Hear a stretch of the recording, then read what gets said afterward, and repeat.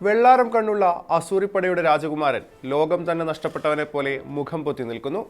നിമിഷങ്ങൾക്കുള്ളിൽ അമേരിക്കയിലെ Rose Bowl stadium മഞ്ഞക്കടലായി മാറി. പെലെയടക്കമുള്ള മഹാരഥന്മാരെ ഗ്യാലറിയിൽ സാക്ഷിയാക്കി ബ്രസീൽ ക്യാപ്റ്റൻ ദൂങ്ക ഫുട്ബോളിന്റെ ലോകകിരീടം ഉയർത്തി. 3 പതിറ്റാണ്ടുകൾ കഴിഞ്ഞു. ഇന്നും ആ രംഗം ഫുട്ബോൾ ലോകം മറന്നിട്ടില്ല. കഴിഞ്ഞ ദിവസം ഫിഫ വീണ്ടും ആ വീഡിയോ പങ്കുവച്ചു. ലോകം ഇന്നും ആ മനുഷ്യനെ ഒരു പേരിലാണ് ഓർക്കുന്നത്: the man who died standing, Roberto Baggio. സ്വാഗതം കമന്ററി ബോക്സിലേക്ക്.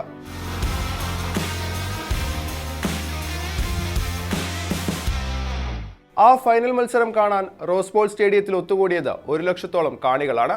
ഷൂട്ടൌട്ടിൽ 2 കിക്കുകൾ നഷ്ടപ്പെടുത്തിയ ഇറ്റലിയെ രക്ഷിക്കേണ്ട ചുമതല ആ 10ാം നമ്പറുകാരനായിരുന്നു.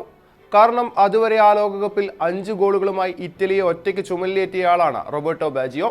പ്രീ ക്വാർട്ടറിലും ക്വാർട്ടറിലും സെമിയിലും അയാളില്ലായിരുന്നെങ്കിൽ ഇറ്റലി ഫൈനലിന്റെ പടി പോലും കാണുമായിരുന്നില്ല. അങ്ങനെ ഒരു വേദിയിൽ സമ്മർദ്ദത്തിന്റെ പരകോടിയിൽ നിന്നാണ് ബാജിയോ ആ പെനാൽറ്റി കിക്ക് എടുക്കുന്നത്.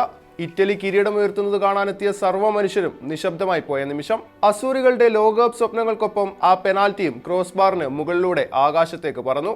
ആ നിമിഷം നിന്ന നിൽപ്പിൽ മരിച്ചുപോയൊരു മനുഷ്യരെ പോലെയായിരുന്നു ബാജിയോയുടെ അവസ്ഥ.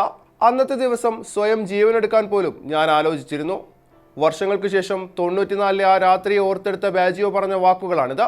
അതൊരു പെനാൽറ്റി നഷ്ടപ്പെട്ട കളിക്കാരന്റെ നിരാശ മാത്രമായിരുന്നില്ല. തന്റെ രാജ്യത്തിന്റെ സ്വപ്നങ്ങൾ തകർത്തത് താനാണെന്ന് സ്വയം വിശ്വസിച്ച ഒരു മനുഷ്യന്റെ ആത്മവേദനയായിരുന്നു. പ്രത്യേകതകൾ ഏറെയുള്ള ലോകകപ്പായിരുന്നു അത്.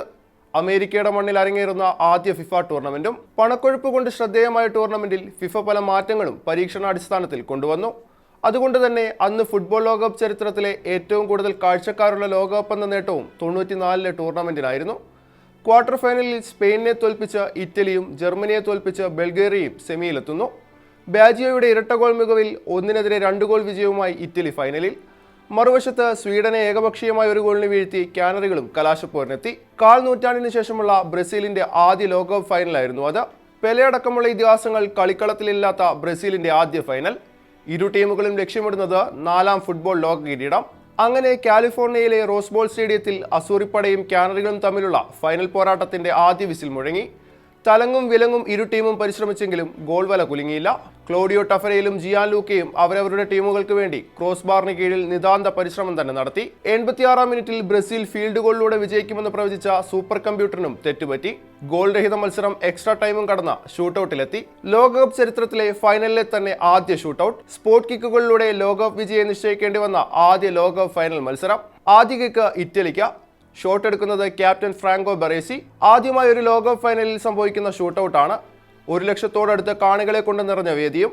അതിന്റെ അതിസമ്മർദ്ദം താങ്ങാനുള്ള കരുത്ത് ഇറ്റാലിയൻ നായകനില്ലായിരുന്നു. ക്രോസ് ബാറിന് മുകളിലൂടെ ആ ഷോട്ട് പറന്നു. ഇറ്റലിക്ക് ആദ്യ അവസരം നഷ്ടം. മറുഭാഗത്ത് ബ്രസീൽ നിരയിൽ ആദ്യ പെനാൽറ്റി എടുത്തത് മാർസിയോ സാന്റോസ്. സാന്റോസും പതറി. അയാളുടെ ഷോട്ട് ഇറ്റാലിയൻ ഗോൾ കീപ്പർ അത്യുഗ്രൻ സേവിലൂടെ തടുത്തിട്ടു. ഇറ്റലിക്കായി 2ാം കിക്ക് എടുത്ത ആൽബർട്ടിനിക്ക് പക്ഷേ പിഴച്ചില്ല. പന്ത് കൃത്യമായി വലയിൽ. ബ്രസീലിന്റെ 2ാം ഷോട്ട് എടുത്ത റൊമാരിയോയും പന്ത് ലക്ഷ്യത്തിലെത്തിച്ചു. അസൂറികളുടെ നിരയിൽ അടുത്ത കിക്കെടുത്തത് ഇവാനിയാണ്. സമ്മർദ്ദ നിമിഷങ്ങളെ അതിജീവിച്ച് 3ാം ഷോട്ട് എടുത്ത ഇവാനിയും പന്ത് വലയിലെത്തിച്ചു.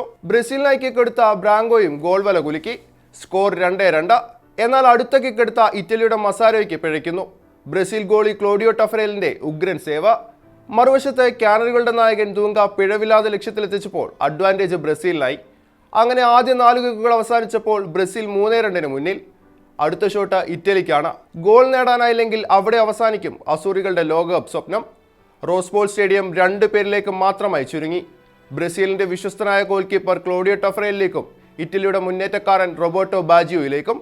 പെനാൽറ്റി സ്പോട്ടിനടുത്ത് റഫറിയുടെ വിസിൽ കാത്തു നിൽക്കുന്നത് ടൂർണമെന്റിലെ തന്നെ 2ാമത്തെ മികച്ച ഗോൾ വേട്ടക്കാരനാണ്. അയാൾക്ക് പിഴയ്ക്കുമെന്ന് ആരും കരുതിയില്ല. പക്ഷേ സമ്മർദ്ദത്തെ അതിജീവിക്കാൻ ബാജിയോയ്ക്കും കഴിയുന്നില്ല. അതുവരെ ആ ലോകകപ്പിൽ 5 തവണ എതിർവല കുലുക്കിയ ബാജിയോയുടെ ഷോട്ട് എല്ലാവരെയും ഞെട്ടിച്ചുകൊണ്ട് ഇത്തവണ പറന്നത് ഡൈവ് ചെയ്ത ടഫറേലിനും ക്രോസ് ബാറിനും മുകളിലൂടെയായിരുന്നു. അടുത്ത നിമിഷം ബ്രസീൽ ലോക ചാമ്പ്യന്മാരായി. റോബർട്ടോ ബാജിയോ ലോക ഫുട്ബോളിലെ ഏറ്റവും ദുഃഖകരമായ ചിത്രങ്ങളിലൊന്നും.